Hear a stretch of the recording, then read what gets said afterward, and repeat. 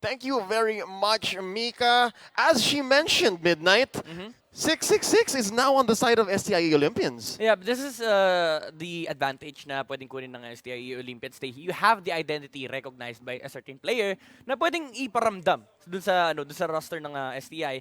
You have an idea, you have clear ideas on how to defeat Bren, pero at the end of the day, you still have to execute it. Yun yung nagiging problem. For STI Olympians, we've said before na kapag dumating sa late game, ang gagaling talaga nila. It's still stellar players yung nagko-compose dun sa roster. The problem that they're facing right now is the execution ng mga ideas. So you have 666 na pwedeng magbigay na, kumbaga pwede silang i-feed ng ideas dito. You just need to do it. We've seen before yung early game prowess ng STI Olympiads. Nakita natin yan ng isang game against, I can't remember the team na kalaban nila, pero ginawa nila yung objective nila and it translated into 5,000 gold lead kagad 4 minutes in. So makikita mo na kapag ginagawa ng STI Olympians, so kailangan nilang gawin, they have a clear condition to win even against Signal Ultra Warriors. And nakita na natin yung ginawa na nila.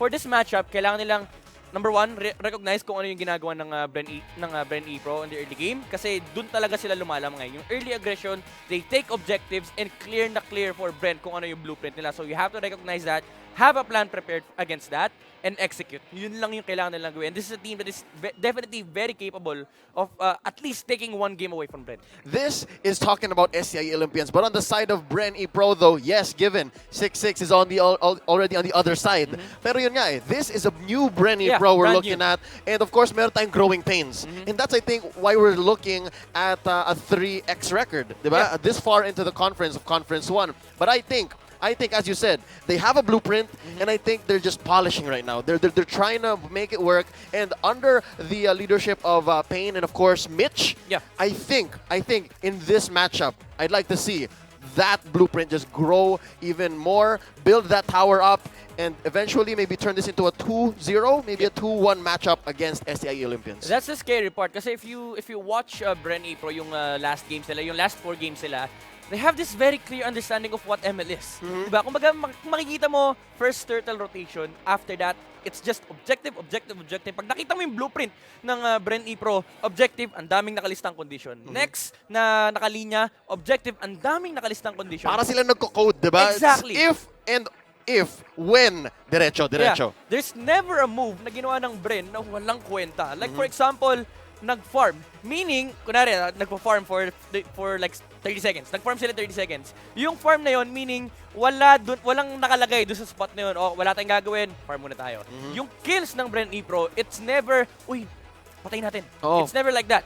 Kaya nila papatayin tong hero to kasi there's certain objective na humaharang tong hero to. Kaya pwersado silang patayin yung hero to. Unless talagang binibigay yung katawan, no? Patayin nyo ako, di ba? Oh, libre. We'll take it, yeah. Pero, if it's free, they'll take it. Yeah, pero for Bren E Pro, even free kills, they never do that. Nope. They always look to go for objectives. Yeah. Priority is objective or what their plan is at the current time. If not, then free kills are free kills or farm. Yeah, and that is why it's very clear nga na if you watch Bren games, talagang it's either dominant, stomp, or clear executed objectives. Talagang malinis yung laro ng Bren. The only time sa matatalo sila is kapag late game yung lineup nila. Kasi again, this is a team that likes to play aggressive in the early game. So why would you draft late game hero? So medyo conflicting yung idea. So it's Bren E Pro realizing still their identity. One of the actually few pioneers of the double mage lineup. Yeah, right? For sure. So maybe we'll see that here, or maybe we'll see them evolve even more. As I said, I think we really have to just focus on the fact that they are changing. This is not the same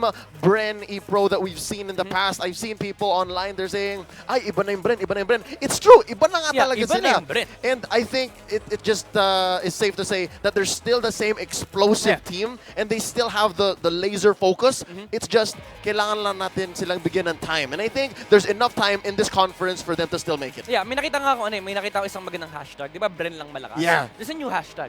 Actually, nung kalagitnaan na medyo slump sila, merong hashtag Bren ano na. Bren ano na? Bren ano na. Ngayon, bagong Bren. Hashtag bagong Bren. Oo. Hashtag BB. So sa mga supporters ng Bren Epro dyan, kung gusto nyo sila bigyan ng support talaga, lapag nyo dyan, wag Bren bagong Bren. Hashtag bagong Bren. But just the same, we have to give kudos to STIE Olympians. Yeah. These young men, these hindi naman sila alumni. They're actually all enrolled, right? Yep. They're all currently enrolled in the STI colleges. I really want to see them actually flex their mechanical skills. As you said, they're very gifted players. Yeah.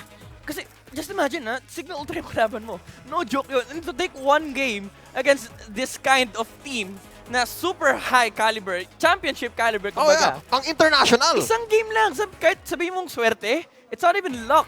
It's your ability, it's your capability, it's the team dynamics that made STI Olympians take one game away from Signal Ultra. And mind you, the rest, yung natitirang games sa series na yun, it was not a stump. Nope. It was close games. It were close games. And that just shows the potential for the E-Olympians to even grow. Yeah. This is their first outing. Ito yung, how do they say? It's their first rodeo. Diba? I didn't like the first outing. Yeah. It's their first rodeo. So we still have a lot to see from the E-Olympians. Yeah. And I think this right here, meeting Bren E-Pro in the Nationals, in this conference, is going to go towards their growth. Yeah, for sure. Again, you've mentioned may birthing pains, may growing pains yung Bren E-Pro. It's the same thing for STI Olympians. It's just a matter of not, wag kang susuko sa pressure. Oh yeah, no. For STI Olympians, bago ka, you need experience, yung disiplina, syempre, dinedevelop niyo pa. Kapag na-pressure ka kasi, binablock nun yung ability mo to grow. You don't see things na kailangan mo makita. Para silang diamond in the rough. Exactly. Kita natin yung diamond. It's right there. It's shown. Napakita nila na, there's something here in those matchups, as you said, against Signal Ultra. And of course, against other teams. They started the conference strong. Day one, they defeated Happy Feet Emperors. So, there's a lot we can expect from them here against Bren E-Pro. Yeah, and I would have to comment yung roster ng STI Olympians. I've seen them one time nung natalo sila. Smiles on their faces. Oh yeah. Wala silang pakialam.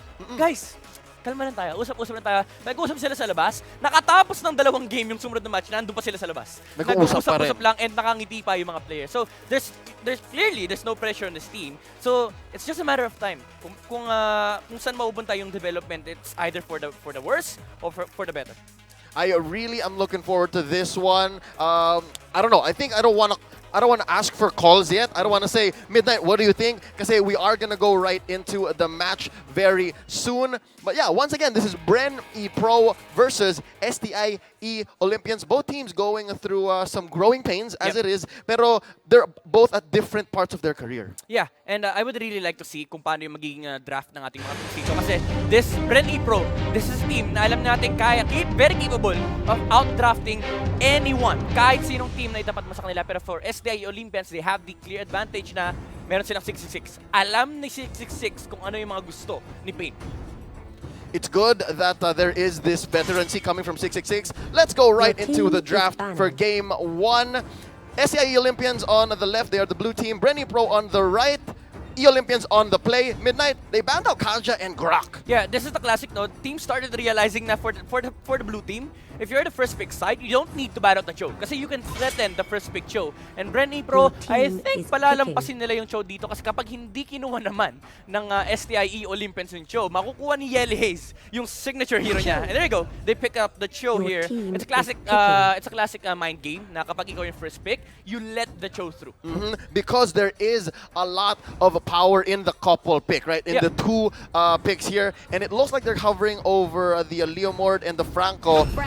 Not to mention that they banned out the Lunox and the Harith. A lot of magic damage out of the door for these 2 teams. And indeed, nalock nga nila ang Franco at Leomord. Interesting, you think they should have gone for the Claude on Coco? Did they miss out on that? Or sa tingin mo kaya pa nila ipasok yan somewhere? I think they just prioritized the Leomord more compared to the Claude. Kasi for Claude, there's so much there's so much heroes na pwedeng kumalat kay Claude. You already have the Hayabusa taking place sa priority fighter or assassins ng mga teams natin. pero to, SEO will get the Claude just to make sure walang lalabas ng marksman for the side of Bren Epro. There it is. So Bren, they might be pressured on this phase to pick up the carry kasi baka maban out. Pero even then, we've already seen Coco lay out the Hayabusa. So it might be an option pero hindi, carry yung kukunin nila. Your team is banning. We're now in the second phase of banning. And indeed, yun nga, na-pick up na ng Bren Epro ang carry. And this is, of course, gonna go on Coco, right? Yeah. For sure. Your team I'm is looking for a banning. Nakai ban, kaso Esmeralda yung prioritize ng SEO dito. Again, UG on that hero. It's just very immaculate to see it. And you're also eliminating the factor na kapag nakapag-Esmeralda si UG, there's a certain combo talaga na ginagawa ng Bren Epro. Kasi si Coco din minsan naglalaro ng Leomord and double mage pa rin yung ginagawa ng Bren. This is the clear playstyle talaga. If you're running double mages, talagang ang taas ng power spike mo early game. Yeah, and of course, Leomord's passive is gonna go into play here and gonna be some sort of cleanup crew, the best cleanup crew this early. And Bren now banning out their kryptonite. They say no Selena. Para di na daw tamaan. Although wala si Pain dito, yung arrow magnet talaga. Hindi naman sinasabing arrow magnet, pero madalas kasi siya yung target. Yep. Kasi usually, si Pain yung key hero on the side of Bren Epro. That's why siya yung pinaprioritize panahin ng mga ibang teams. So now wala na silang bad juju, wala na rin kryptonite, and they pick up the Gushen here. Yeah, it's a classic UG hero. At the same time, very good matchup din. It's very good against Diggy and Cho kasi you don't really have crowd control, so wala kang palam kay Diggy. At the same time, kapag nagkamali ng setup si Cho, insta-burst yan from the side of Bren Epro. And you have two ways of locking down heroes. First is meron kang ulti ni Franco. Minotaur. At the same time, yung Leomord, kapag Your pumasok team yung is SEO, you can picking. use the Phantom Steed para ma-make sure mo na kailangan mag-disengage ng STIE Olympians. Pero ito, classic combination na Kagura alongside the Minotaur. You can scatter them Akai. with the Phantom Steed Barbiel coming in, and of course, to finish up their lineup, it's Bren Epro lock in that Akai. I would have preferred honestly the Akai ban for SEO kasi you already know na it's a Franco Akai. Classic na yung component, especially for Bren. And you need to limit the number of tanks on the pool. You already got the Diggy and Cho. Kailangan mo na lang i-limit yung hero pool ng Bren. Pero with the Esmeralda ban, ang dami pa kasing mages eh. I don't really like the Esmeralda ban kasi si UG wala siyang pakialam. Sige lang, ang dami ko pang hero. Actually, the stocks on current mages have shifted so much. Even the tanks. As you mentioned, dapat nag-ban out na lang sila ng tanke. As you said, take out the Akai. But here we see the rise of Gushen. This is the story of the season. Diba? The rise of Gushen and the rise of Akai. Either of them could have been the ban or the pick here. But yeah, these are the lineups that's going to be going into Game 1. Midnight, what's your call Game 1? Is it going to be STIE Olympians or Bren Epro? Again, this is Bren Epro style, early aggression. They're at home here. Yeah, if you're gonna look at the draft of STIE Olympians, they don't really have ways to mitigate the early aggression na pwedeng dalhin sa kanila ng Bren Epro. Although may carry sa kabilang side, it's still the amount of pressure na pwedeng dalhin ng Gushen into the mid game. Kasi looking at your mage, it's a Kagura. How do you stop Gushen from him eliminating your teammates? Of course. All that the Kagura could do here is to dodge, essentially how Yuji is going to burst her down. But as we go into the Land of Dawn, we are just going to see the action unfold. On the left, it's the E-Olympians. They are the blue team. It's Chico on the Minotaur. Chester, ang ating Chu. Secret, si Claude. Jiku, ang ating Digi. And Deja Vu on the Kagura. And on the right side, you have Bren Epro, Coco on the Leomord, Ribo using the carry, Yuji as the Gushen, EJ on the Akai, and Yelehaze naman sa kanyang Franco. And Ribo, they actually switched it up, no? Si Ribo naman yung maglalaro ng carry ngayon. And ito yung sinasabi natin kanina, Ribo, he's the flex player ng Bren Epro. Every hero na iba to sa kanya ng kanilang team. Sige lang, lalaroin ko. Malakas ako eh. Ayoko yan! I got you, my friend. Besides the hero and the player assignment, medyo tama ka, blueprint play nga ang ginagawa ng Bren Epro dito. This is the classic. This is switch, as you can see. Yeah. The Leomord has ended up in the mid at the minute mark. Yep. And they're just playing footsies. Coco and Chester here, both fighters. They're just pushing each other, both using even the same talent. Yeah. To explain the switch quickly, no, for the side of Bren Epro, you know na yung Gushen mo after yung mag-level 2, he'd take the crab coin. Pero si Leomord, wala siyang wave na makukuha doon. So he needs to go to the middle lane habang kinukuha ni Gushen yung crab. Kasi the thing is, kapag kinuha pa ni Leomord yung wave, malilimit yung XP gain ng isang Goshen. That's why you switch the lanes up para papuntahin mo yung offlane mo to the mid lane. Then yung next upcoming wave on the bottom lane, katabi ng Crab, makukuha ni Goshen. So tamang flexibility lang or tamang resource control lang for BRE Pro. And that's why si Yuji dito makakapag-rotate kagad with the level 4. Nahuli niya si Jiku, and that is the effect of the switch na sinabi natin kanina. EJ to being punished here by the Cho. Pero di pa tapos ang Brent. Lalaman pa sila. Ooh, nag-miss yung hook from Yellow Haze. That was the switch in action, ladies and gentlemen. Nakapag-level 4 si Yuji agad-agad, pero yun, it turned into a trade. Yellow Haze had to bite the dust there, but as we said, that engagement happened up top, and ang gagawin ng SEO Olympians, they're gonna take advantage of that attention from BRE Pro, moving up top into a free turtle. Yuji here finding himself in trouble. Chico just pushing with the Minoan Fury, not hitting anything. Ribo making sure he pays for it. DJ by Jiku, popping it, but Chico finds himself in the middle of 4 members of BRE Pro. He bites the dust. Chico as well. It's the Leomord Coco calling for blood, and down goes a little owl. And of course, it's Deja Vu disengaging. Chester. DJ, is he going to turn this into a trade? He's not. Chester is going for it, but he does have to go down. Magbabayad ka, pumasok ka dito sa aming lunggaan. Oh, the snatch by Kagura, taking down the Franco, and nakalabas pa siya dito. Jiku naghahabol, pero remember, Coco, he still wants to fight. Pero BRE Pro, they have gotten what they wanted. 4 kills, agad-agad, 3 minutes pa lang. Early aggression is the name of the game for BRE Pro. That fight in Turtle actually lasted quite a while, and Kagura's not done. Deja Vu says, you know what, meron pa to eh, and throws out the umbrella, takes out Coco. It's a 2-for-2 trade there. Yeah, that was very weird. Alam niya na wala siyang mobility, wala yung Phantom State niya. He should have backed off the moment na makita niya yung Kagura in the middle lane. You could have went to the middle lane eh. Kasi well, bottom lane pala yun. You could have went to the middle lane kasi nandun yung Akai. But the thing is, BRE Pro, they want the levels on EJ as well. Here we are up top, medyo libre ang Bren dito. Ribo and Yelly Haze making sure that Ribo gets his farm up. And as you saw, si Yelly Haze nakamaskara na siya. Yep, and yan yung hinaharap ng mga players natin ngayon, yung mass talaga. Kasi the ability to funnel your resources to the main core. In this case, you have a Leomord and a carry, so may dalawang option yung BRE Pro kung sino yung pa-funnel nila. And mataas din kasi yung wave clear capabilities with the Goshen and the Leomord. And currently, it's Ribo who's getting all of this gold. Yuji and EJ just making sure that nobody pushes in through mid. Chico forcing the issue, not gonna engage fully. I think at 4 minutes 20 seconds, the second turtle is going to be coming up, and it looks like Bren is going for it. Yeah, this is superior information again for Bren. The moment na makita nila yung turtle mag-respond, they're already heading towards it. They don't even want to defend the bottom lane. Nandyan yung Leomord to stall the push of STIE Olympians. What matters is the objective. Yung turtle, kailangan na kailangan natin yan. It is a buff onto Yuji here. He does lay down the smackdown, and Coco finding himself in trouble. Chico committing that Minoan Fury for 1 kill. Here comes the cavalry. BRE Pro going into their own turret. Chico a little too deep. Yuji not dealing enough damage, but EJ is here for him as well. It's disengage. Oh, Yelly Haze hooking in the Digi. Jiku bites the dust. Yelly Haze finding himself in trouble. Chester is here. Babawi ba? The Owl can only do so much. Yep, and this is the downside of running a carry lineup. No? You're always fighting 4v5. Although there's a Claude on STI Olympians, mas mataas yung lane presence ng STI. Kasi if you think about it, si Carry, he doesn't really push out the wave against the Claude. And at the same time, if you have one hero na hindi nakikita ng BRE Pro, they shouldn't really fight. And the Claude is, the carry is just not as mobile. Yeah. So hindi siya ganun kabilis gumalaw. If a carry gets caught out, it's usually over. And there's a Demon Hunter Sword already on the Claude for BRE Pro. They really need to step up yung pressure dito against STI Olympians. Nakakapag-farm ng mapayapa si Secret. And si Ribo pa yung mapapahamak dito. That's the killing spree on Kagura, and Lightning Truncheon picked up here. Maagang Lightning Truncheon yan for Deja Vu.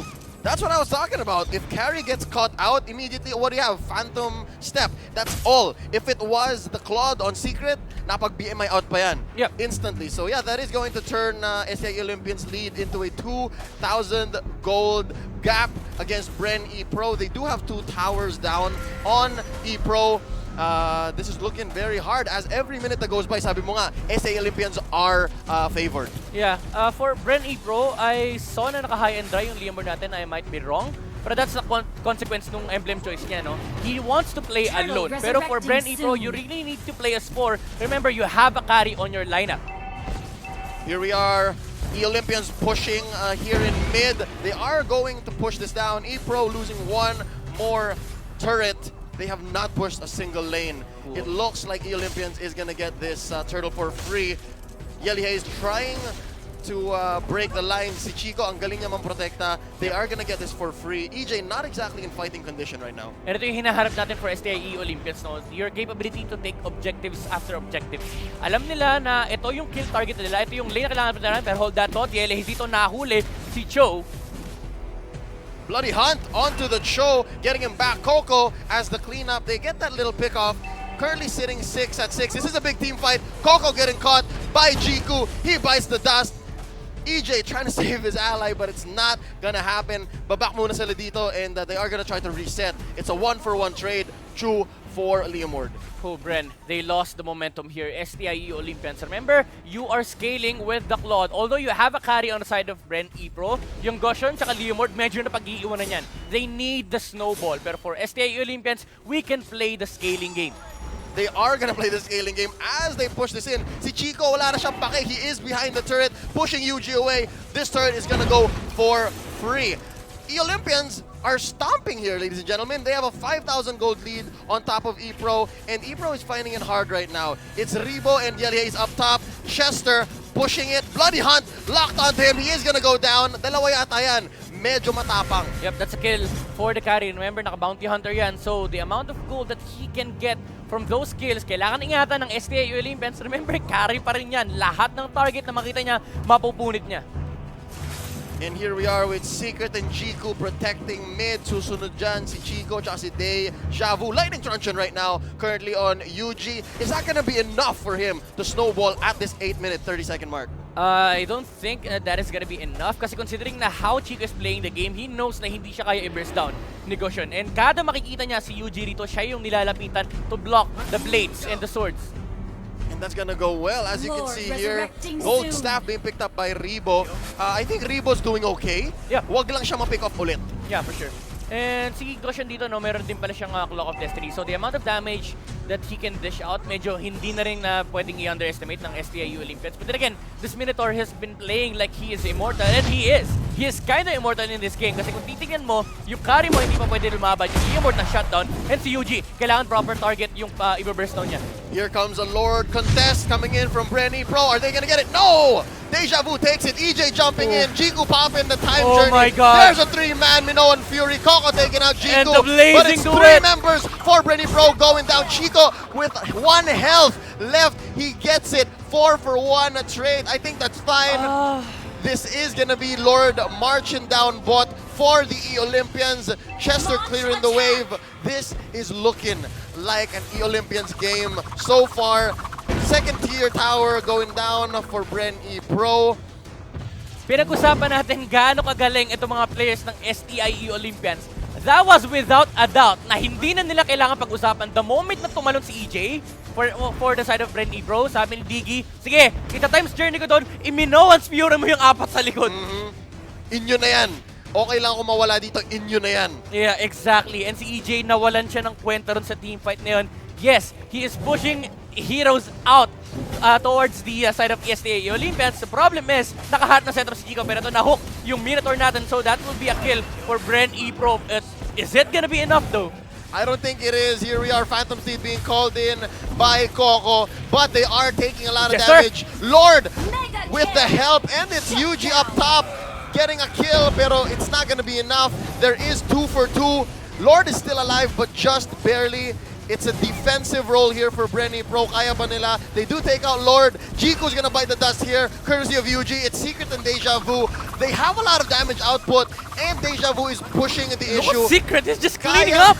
Kaya siguro to ni Secret kung makapasok siya. He does have Blazing Duet still, but they are gonna go for the objective. They are focusing down the core, and this is Game 1 going to the E-Olympians. Oh my God, STIE Olympians. Can you wish for a better game than this one? Winning a game against Bren E-Pro. they were giving strategic deaths. Feeling ko yun eh. Parang basa. And I think we have to credit the way that, I'm sorry, Secret ba yun? Yeah, it was Secret. Secret played the Claude very well. Yeah, it's the classic marksman game. You just farm up until makuha mo yung item na kailangan mo. First power spike that he gets is from the Demon Sword. The moment na makuha niya yun, they went straight for an objective. Tapos mag-farm ulit. Classic marksman game lang talaga. And alam kasi ng STIE Olympians na after some point, kapag hindi na hard ng BRE Pro yung snowball na kailangan nila, they can just go and end the game.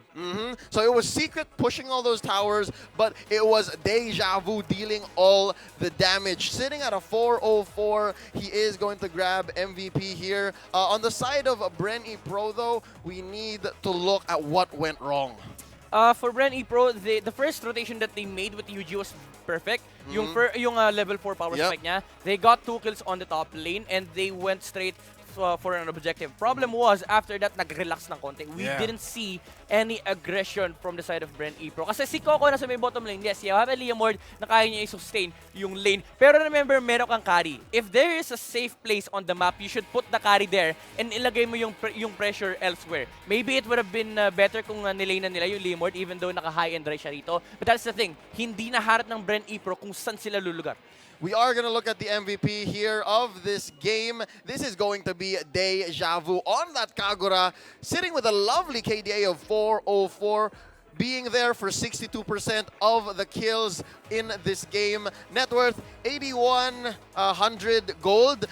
They did not have to go all the way here, no? They did not go for the long game. Tinapos nila, and I think the discipline that they showed in the very last moments of this game shows that talagang they're growing in this competition. Yeah, and the reason why this draft worked for them is that because of the Minotaur and the Kagura. Remember, these players are very talented. Talagang alam nila kung ano yung kailangan nilang gawin during those little windows na i-execute nila. Just look at the team fight, yung kaninang isolation. EJ jumped in, target na kasi yung Kagura. When you're up against a Minotaur and a Kagura, you have to snipe the Kagura. Pero sabi, sige, tatamis journey ko lang. Iminowan Sphere mo yung 4, bahala na yung natitirang kampi natin. I like how the Diggy played. We're gonna be hearing from our courtside reporter when we come back. Quick break muna. Ako nga pala si Leo. And I'm Midnight. We are gonna go and see you guys in just a bit.